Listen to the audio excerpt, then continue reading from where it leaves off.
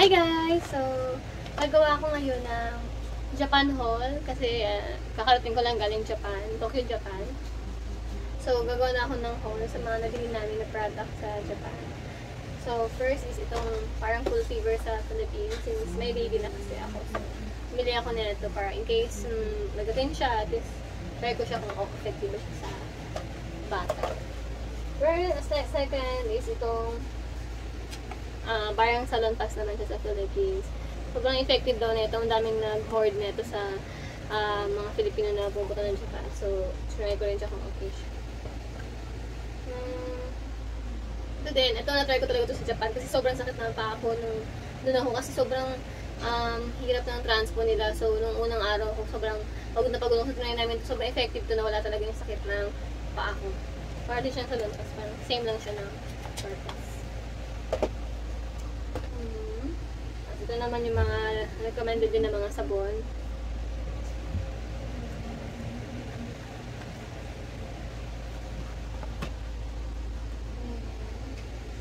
Sa skincare naman, ito. Sabi nila maganda din kasi ito, so bumili din kami nito. Tsaka nagpabili din kasi yung kakilala ko nito kasi daw sobrang effective din nito, so nahiyang daw siya, so bumili. Ito naman sa McDo, yung kiddie meal nila. Ito yung free. Dalawa to nandun isa. Ito yung mga kiddie meal. Ganda nga kasi Sanrio character yung ano nila. Wala kasi sa Philippines na. Next is itong skincare din. Ito naman sunscreen. Ito yung mga sinadjust ng sales lady doon. So, ito na ito. Kasi bibigyan ko rin yung mga friends ko na ito. Together sa toner nila. Marami din ako din. Bibigyan ko sa mga ka-office nila. Toner. Nagbili din ako ng Anessa. Ito number 1 daw. Ito sa sunscreen sa Japan. Siyempre, itong sikat na eye drops na pag nagbabagay yung mga artista, lagi silang may ganito. So, para sa asawa ko. Kasi nagsasalamin siya. Ito naman free ng Anessa. Para siyang Night Sun Care Serum.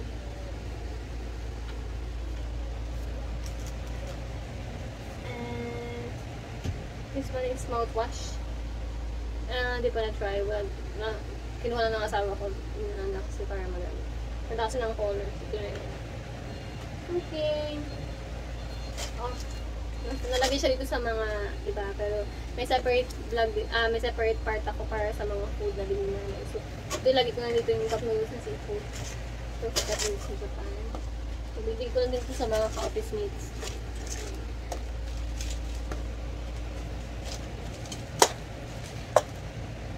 And this one. Para to hindi, para sa mga tutsang. Para hindi siya mag-tikwas or something like that. So, HDMI. Hindi asama ko. And nail cutter. Batteries. Ito sa mga gachapon naman. Cute na ito naman ito. Mickey Mouse.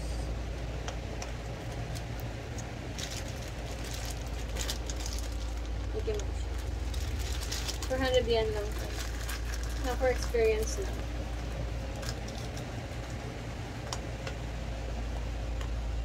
Then sa GU, dumaan din kami sa GU. May binili kami mga clothes sa GU. Ito sa baby ko. Saka yung iba naman nandun. Bumili din kami ng mga clothes. GU. Saka sa 2nd Street. Marami din kami nabili sa 2nd Street. And this one, Buffy. Sobrang recommended din daw ito na product ng Japan. Shampoo. And Pikachu. Kumori Hot Towel.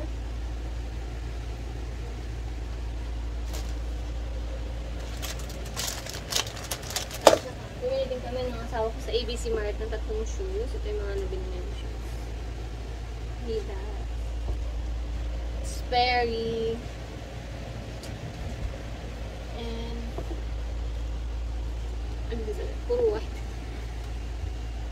nakabili din pala yung asawa ko ng coat sa second fit na sobrang mura niya. Na, I think 1.5 lang. Yung dalawang set na siya. Isang set na siya. So, dalawang set yung binili namin. Color brown. This one.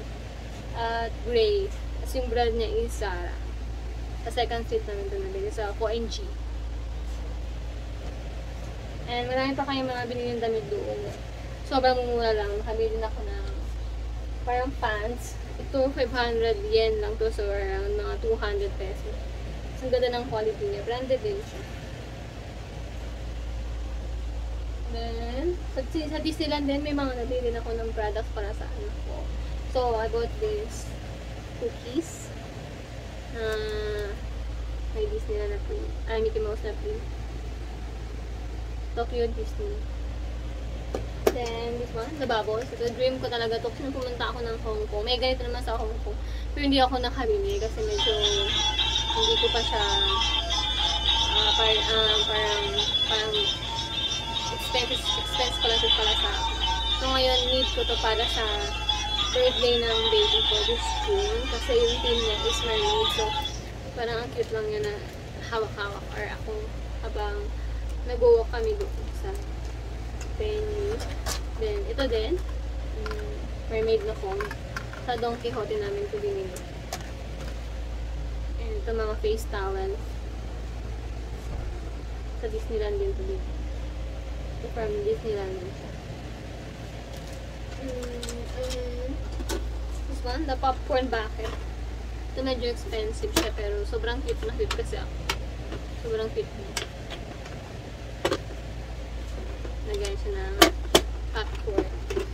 Dalawa yung binili ko nito. So, ito yung Monster, itong movie yun. Sa Monster something. Then, ito naman sa Frozen. Ito yun naman yung popcorn bucket ng Frozen. Maganda rin siya. Malaki. Tapos, umiilaw siya. Umiilaw yun siya pag gawin mas maganda siya. Papatok sa inyo yung video nung pag may kulay siya. Ang ganda niya talaga siya. Then, syempre, this one, I bought this one also, long charm sa Don Quixote. 6,000 actually. And lastly, syempre, pag nandun ka sa Japan, maraming mga temple, shrine. So, pumunta ako sa Kaumi Shrine para basahin yung water para daw mag-bless daw siya yung pera. Pwede siya maging pampaswerte. So, nagtabi ako ng 1,000 yen. Tapos bumili ako ng mga pampaswerte na mga amulet. Itong ganito. Para yan, usually yung mga binili ko is protection sa family, sa pet, para sa health, sa career. Itong amulet ng Japan. Pinabless ko na rin sa mga shrine.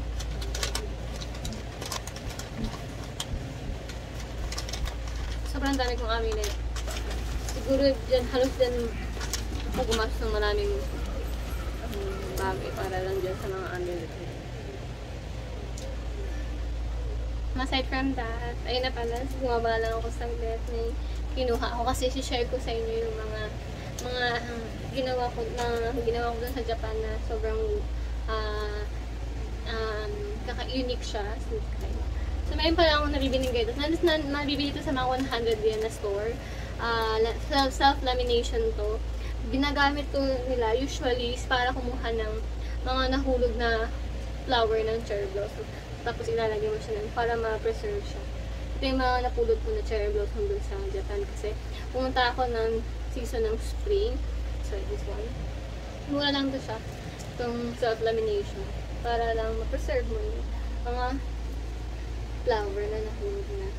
Then, isa rin sa mga interesting na pwedeng gawin sa Japan is itong mga medalyon na may mga iba-iba siyang design. 100 yen lang to. Ikaw gagawa na ito. Pipindutin mo lang kung klaseng design. 100 yen tayo. Sa ano to, Disneyland.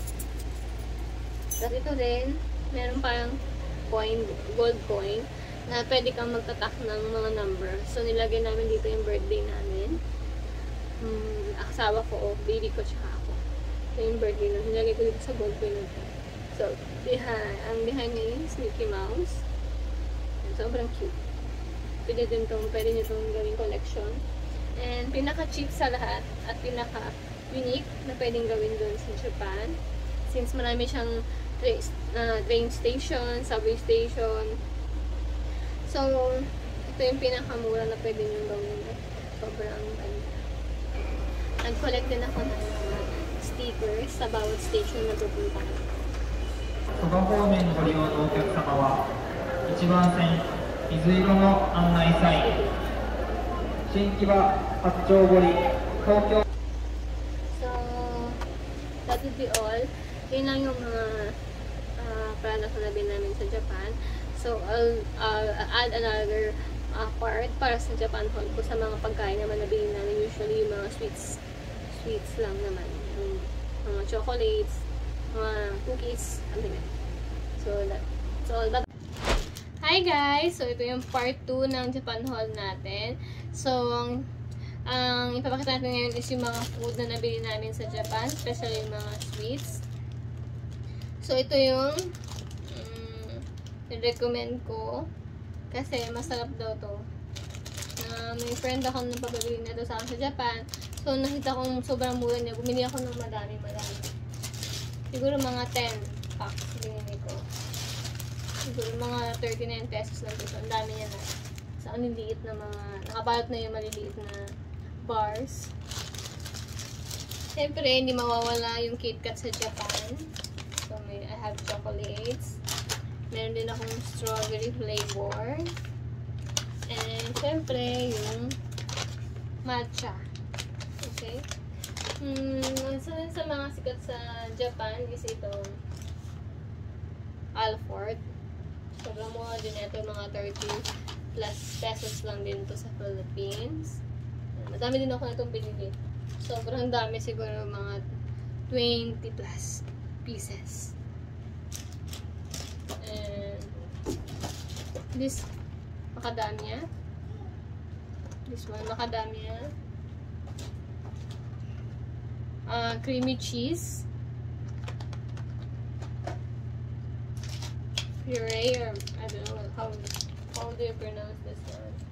Ito mga candies. Parang na dun sa mga childhood natin na candies. Parang same din sa atin. Ayun tayo na ito eh. Mga bata-bata pa tayo.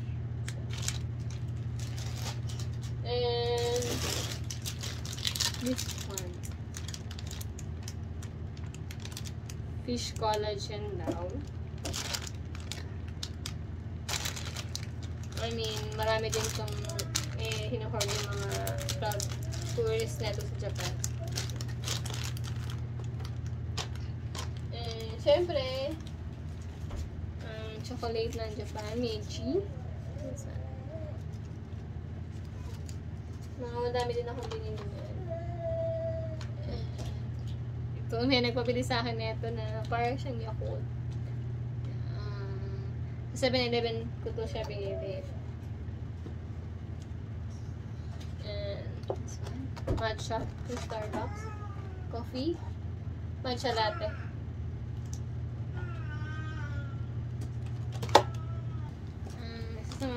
Bumili din po ako nitong mga cookie. Strawberry sakura. Strawberry flavor. And matcha green tea flavor. At para ito mga seaweed toppings naman ito sa kanin. Pwede na ako na. Kasi mahilig ako sa seaweed. Ito na pag mga trip ko mag-Korea na pagkain. So, let's see kung masarap ba yung Japanese na version. At different types of haribo. Favorite ko ito ng asawa. And ito naman bumili ako. Nakita na ako sa nabili ko ito sa 100 yen store. Cute siya. Pero tinikman ko masarap din siya. Para siyang cheapy. Kasi nang packaging. Cute na packaging niya. And lastly, ito yung pinakamahal. tingin ko masarap din to eh. Para siyang Tokyo cheese na actually meron ito sa Pilipinas. Hindi ko alam kung same ba siya ng taste, pero para kasi siyang masarap. Huli na sa package. Nakita ko kasi yung mga tourist din na nagbibili na ito, nag-hoard sila sa bumi. Kumuha din ako ng isa para matikman ko siya.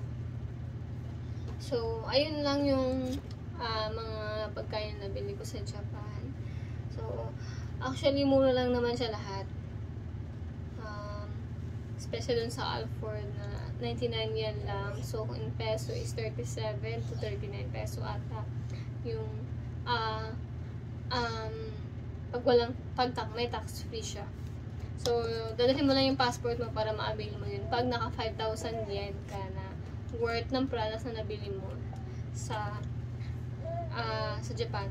So, usually, recommended ko na place to para bumili ng mga goods ng Japan sa Don Quixote, sa 100 yen store, sa mga drugstore, at saka sa supermarket. Sobrang mura po ng mga tinda doon.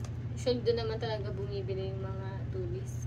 Especially sa supermarket at drugstore. Kasi medyo pricey sa Don Quixote kasi sikat siya. Saka madami din products na makakikita doon. Kaya medyo mas mataas siya ng konti. Pero still, mura pa rin naman. Meron naman iba doon na same price pa rin naman doon sa ibang store na supermarket or drugstore. Okay, that's all. Bye-bye!